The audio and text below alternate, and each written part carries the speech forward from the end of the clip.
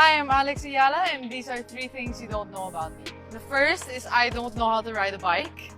Second, I love watching. Super happy with the game, how I played. I think she was a tough opponent, and yeah, tough conditions out there, very hot, but I'm just very happy with it. It's Alex Eala here. I just wanted to thank you all so much for the support. The atmosphere these past few days have been completely amazing. Nike crowns a new Queen Alex Eala Immortalized at Oregon HQ, and tennis will never be the same. Stop what you're doing. Because this isn't just another sponsorship story. This isn't just another athlete visit to a corporate headquarters. This is a coronation. Inside the legendary Nike World Headquarters in Beaverton, Oregon, the sacred ground where sporting immortality is etched into towering walls, a new face just joined the gods of global sport. And that face belongs to Alex Eala. Let that sink in. When you walk through Nike's tunnels, you're not just passing motivational slogans and glossy posters. You're walking through history. You see Serena Williams, a name synonymous with dominance. You see Rafael Nadal, the king of clay. You see LeBron James, a generational icon. You see Cristiano Ronaldo, a global phenomenon. These aren't just athletes. They are institutions, and now, Alex Eala's image stands among them. That's not marketing, that's a message. Nike doesn't decorate those walls lightly. They don't immortalize potential. They immortalize inevitability. When they give you that space, they're telling the world this is the future. And at just 20 years old, Eala has forced the tennis world to pay attention. Remember how this story truly exploded. A wildcard entry, ranked outside the elite. No guarantees, no protection, just raw belief and relentless work. She walked into the spotlight and didn't blink. The graduate of the famed Rafael Nadal Academy didn't just show up to compete, she showed up to conquer expectations. On one of the biggest stages in tennis, she stunned higher-ranked opponents and transformed from promising talent to global headline. The poise, the left-handed precision, the fearless shot selection, that it wasn't luck. It was arrival. Nike saw it before some of the analysts did. They saw the composure under pressure. They saw the market-shifting charisma. They saw the pride of an entire nation rallying behind her. And most importantly, they saw staying power. Because this isn't just about one tournament run, it's about representation. It's about a young Filipina athlete walking into a building that symbolizes global dominance and seeing her own face reflected back at her on a massive wall alongside the greatest to ever do it.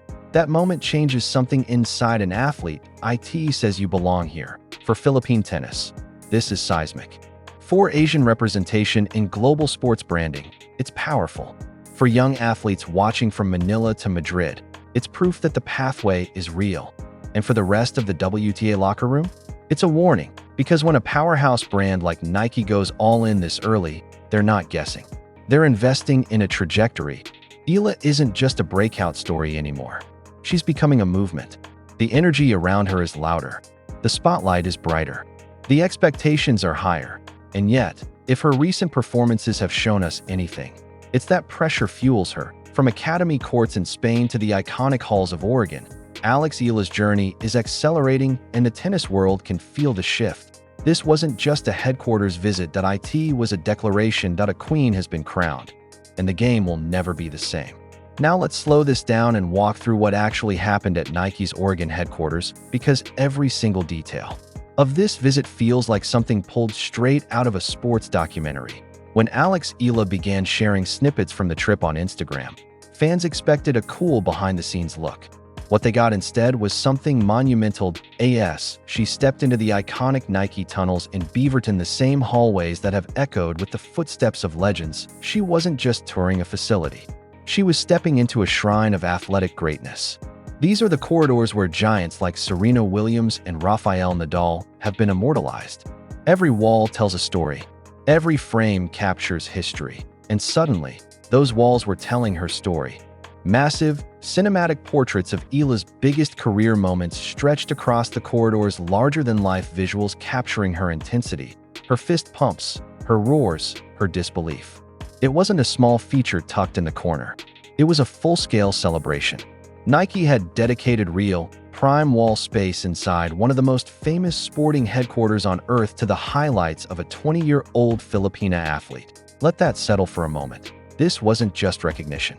It was validation at the highest level. But there was one portrait that completely stole the spotlight, that a towering image froze the most defining moment of her career, so far raw, unfiltered emotion pouring out of her. And splashed across it in bold, poetic lettering were 5 words: history in full bloom. 5 words, 5 words carrying the dreams of millions. The weight of a nation. The legacy of every Filipino athlete who dared to imagine standing on the global stage. It wasn't just a slogan. It was a declaration. Nike didn't just frame a victory, they framed a movement. And as if that wasn't enough, the brand went even further. Among the curated displays was a custom-designed sapagita shirt, a tribute to the national flower of the Philippines. The delicate white bloom, symbolic of purity and resilience, was woven into Nike's sleek, global aesthetic. Think about that symbolism. One of the most powerful sportswear brands in the world honoring Filipino identity through design. That shirt wasn't just merchandise. It was cultural recognition. It told young athletes watching from Manila to Mindanao that their stories matter, that their heritage belongs on the world stage. Then came the shoes. Special edition custom kicks crafted specifically for Eala. Not generic player-issued sneakers, but personalized, statement-making footwear from the most influential athletic brand on the planet. For Filipino tennis fans, it felt surreal. For the broader tennis world, it was unmistakable confirmation. Nike is all in. But the moment that truly broke the internet came when Eala stood in front of that iconic portrait and recreated the very expression immortalized on the wall. If you're a tennis fan, you know the one. Hands flying to her face. Eyes wide. Pure disbelief. Pure joy. The reaction of a young player who had just accomplished the unthinkable, standing there in Nike HQ, mirroring her own image, past and present colliding in one perfect frame, was cinematic perfection. It felt scripted, yet completely authentic. A full-circle moment that symbolized how quickly her journey had accelerated. And to understand why Nike rolled out this royal treatment, you have to go back to the spark that ignited everything: the Miami Open. Specifically, the 2025 edition. A WTA 1000 event, one of the most prestigious tournaments outside the Grand Slams. Eala entered as a wild card, ranked number 140 in the world. That ranking matters because it tells you she wasn't expected to be there. She wasn't seeded. She wasn't protected. She was invited on belief alone. She had been grinding on the challenger circuit, building quietly, developing her left-handed game at the renowned Rafael Nadal Academy. The foundation was solid. The results were steady. But Miami was different. Round 1, Yelena Ostapenko. Former French Open champion. Explosive power. Grand Slam pedigree. Eala won. Round 2, Madison Keys. Major champion. Top 5 caliber.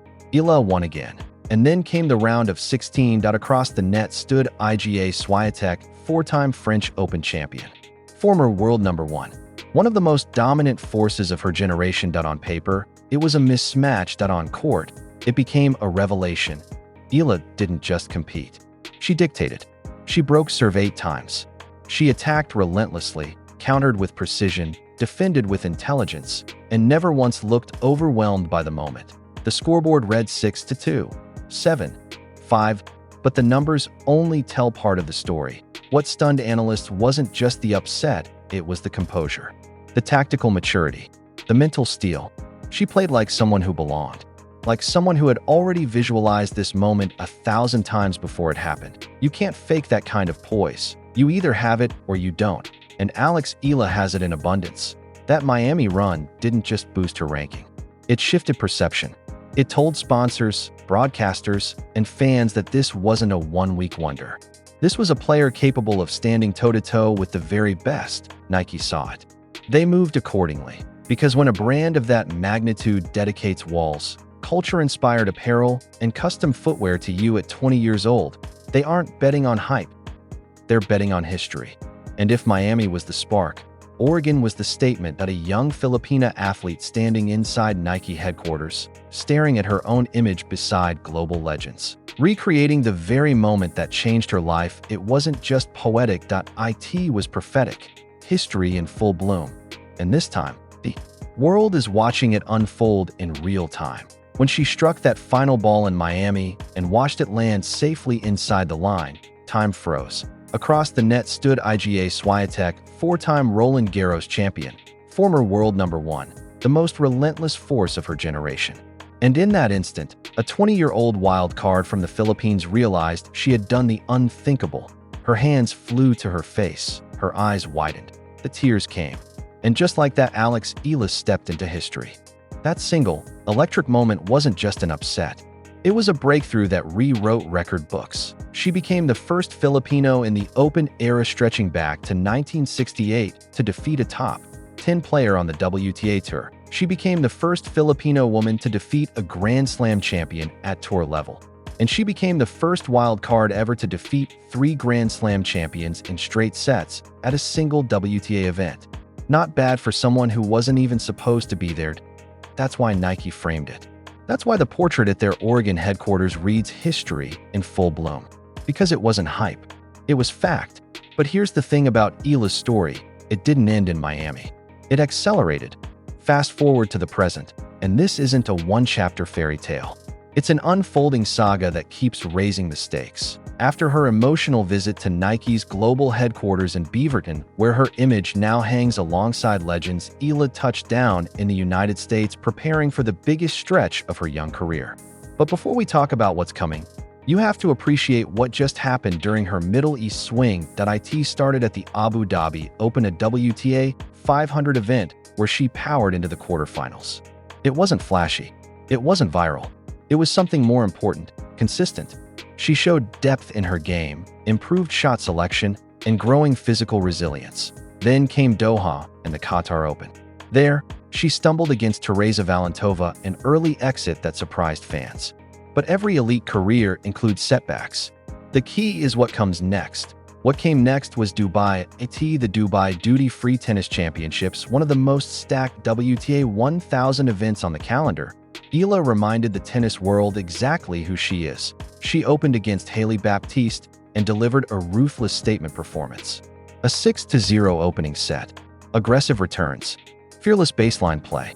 Total command. In the next round, she dismantled Irina Camelia Biguia with clinical precision, barely giving away momentum.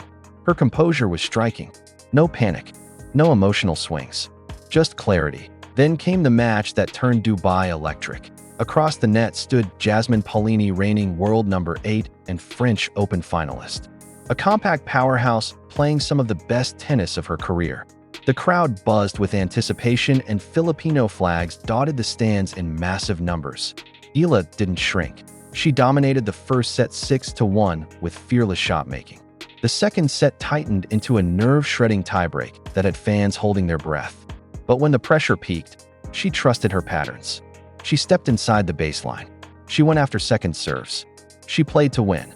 Final score 6-1, 7-6. Another statement. Her run ended in the quarterfinals against Coco Gauff, the reigning US Open champion and world number 4. The 6-0, 6-2 scoreline was blunt. It showed the gap between rising star and established powerhouse. But here's the nuance. It was a gap, not a wall.